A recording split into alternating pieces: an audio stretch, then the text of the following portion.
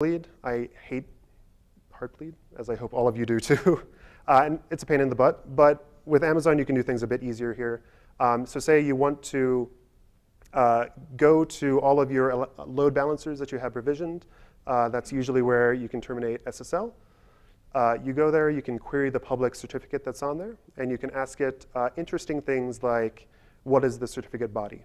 You can take that certificate body and parse it and get out things like the date it was issued, when it expires.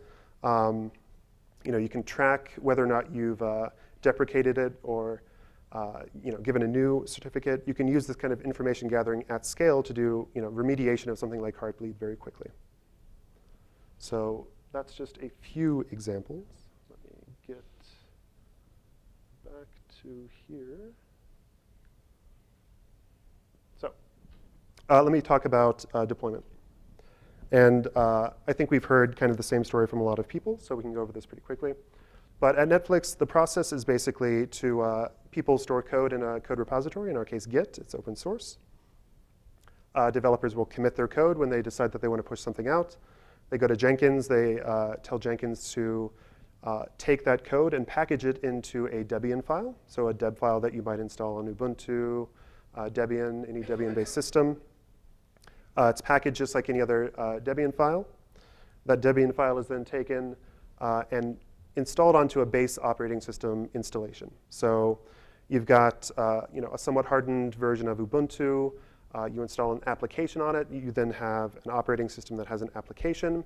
You then take a snapshot of it and store it as an AMI, or an Amazon machine image in this case. We at Netflix use something called the Bakery to do all that. That is also open source.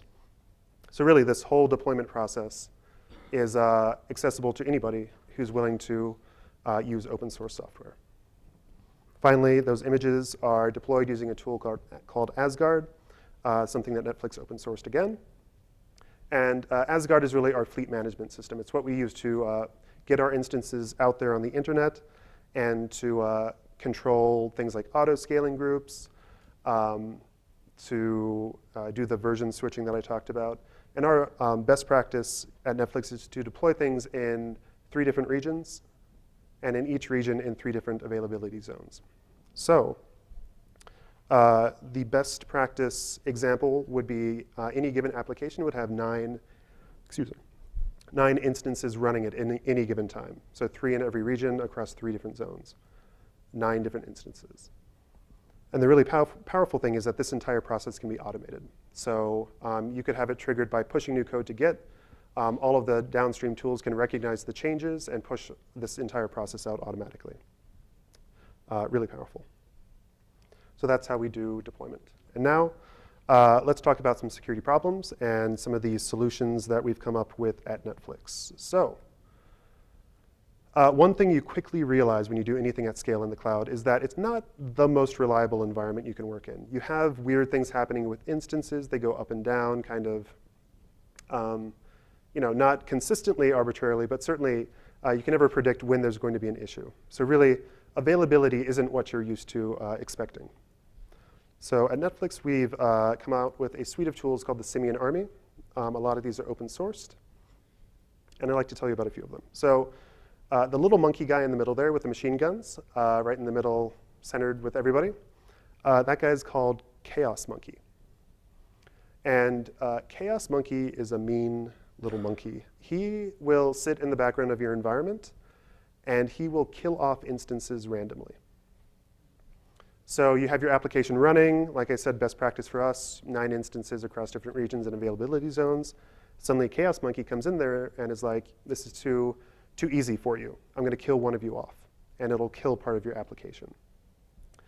The idea here is that forcing developers to deal with this kind of inconsistently on a regular basis in a more guaranteed fashion, so guaranteeing chaos, will force them to develop an application that can thrive in this kind of environment.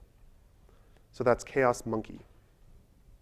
The guy counterclockwise from him, the big gorilla with a bazooka, Chaos Gorilla, is in the same vein of thought as Chaos Monkey.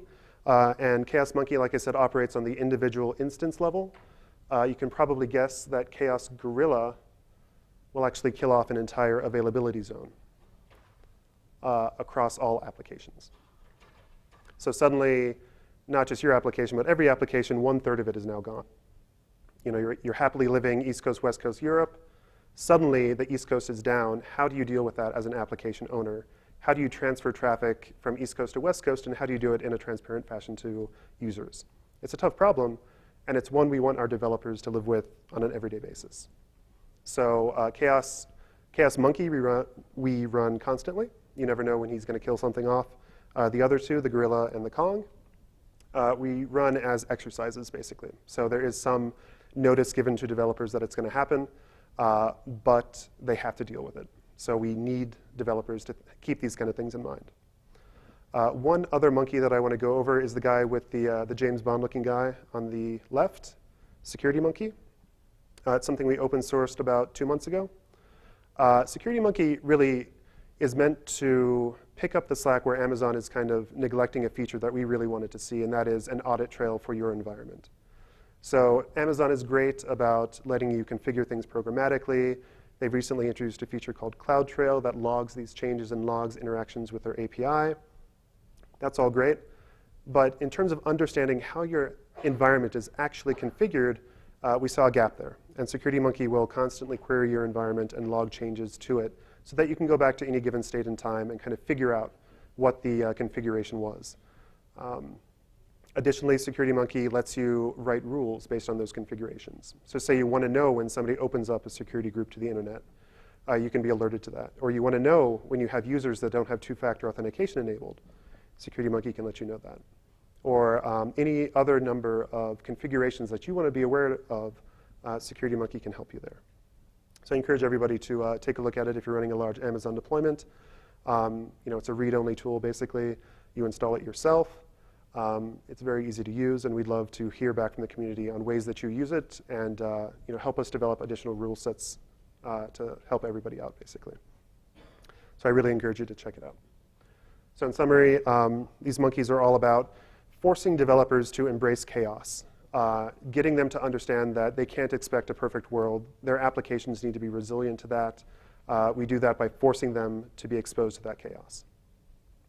We're looking for things that are different and making them be consistent. We're looking for audit changes. And a lot of these are open sourced.